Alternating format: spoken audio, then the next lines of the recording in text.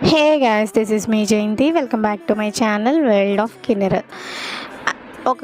కొన్ని వీడియోస్ క్రితం అనమాట నేను baby pink colour Banarasi georgette sari చేశాను. నాకు చాలా బాగా నచ్చిందండి. ఈరోజు ఏంటంటే ఆ చీర మీదకి గాజులు చేస్తున్నాను అనమాట.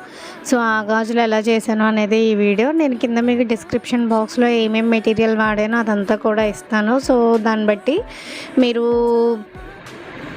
చూసుకుని చూడండి.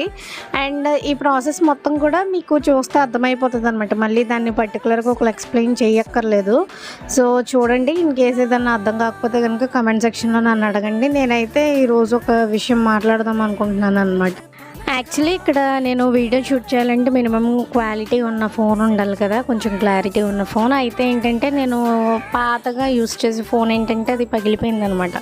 సో అది పగిలిపోయిన తర్వాత ఇప్పుడు నేను తీసే వీడియోలన్నీ ఏంటంటే మా ఆయన ఫోన్లో తీస్తున్నాను అనమాట. సో ఆయన రావాలి వర్క్ నుంచి, వచ్చిన తర్వాత నేను షూట్ చేయాలి. సో ఇలా ఈ గ్యాప్లో ఏంటంటే ఇన్స్టాగ్రామ్లో ఒక రీల్ చూసాను అనమాట. రీల్ చూసిన తర్వాత అయ్యో అనుకుని అసలు ఏంటా అని చెప్పి ఆ రీల్ సారాంశం మొత్తం చూశాను.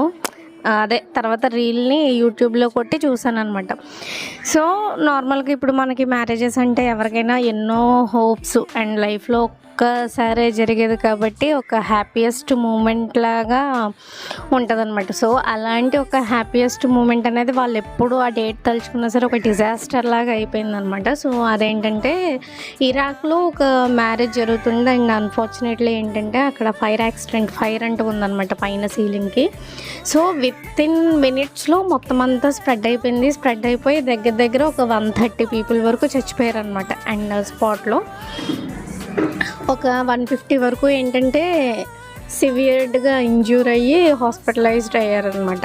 అండ్ ఇంకా ఆ పెళ్ళిలో ఏంటంటే ఈ పెళ్లి కూతురు వాళ్ళ ఫ్యామిలీ నుంచి 9 మంది చచ్చిపోయారు. అండ్ వాళ్ళ అమ్మ నాన్న కూడా చనిపోయారు అనమాట. అండ్ పెళ్లి కొడుకు ఫ్యామిలీలో నేను చూసినప్పుడు ఏంటంటే వాళ్ళ 4 బ్రదర్స్ చనిపోయారు అనమాట.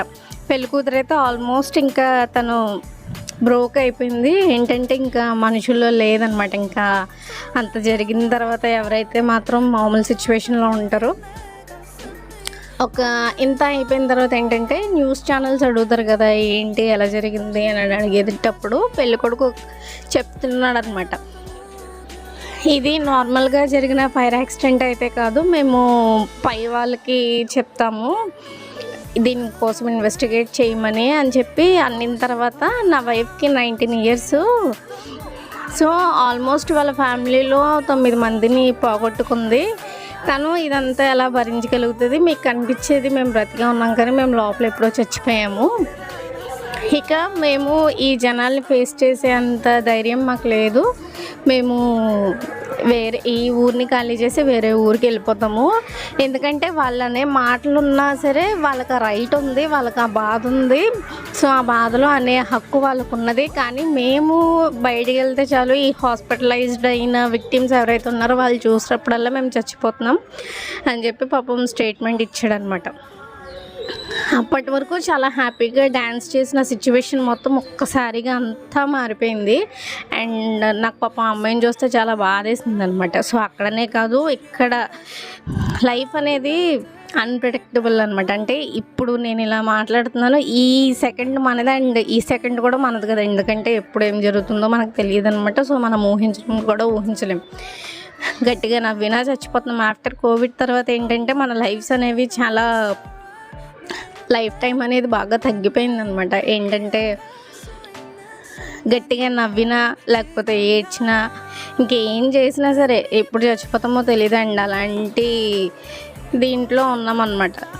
సో ఇప్పుడు ఒకళ్ళని చూసుకుని కుళ్ళుకుని చేసే కంటే మన లైఫ్ ఏదో మనం ఉన్నంతకాలం హ్యాపీగా బతకడం చాలా నయం. సో ఫైనల్గా మన సెట్ కూడా రెడీ అయిపోయింది అనమాట. సో నచ్చితే లైక్ చేసి సబ్స్క్రైబ్ చేసుకోండి.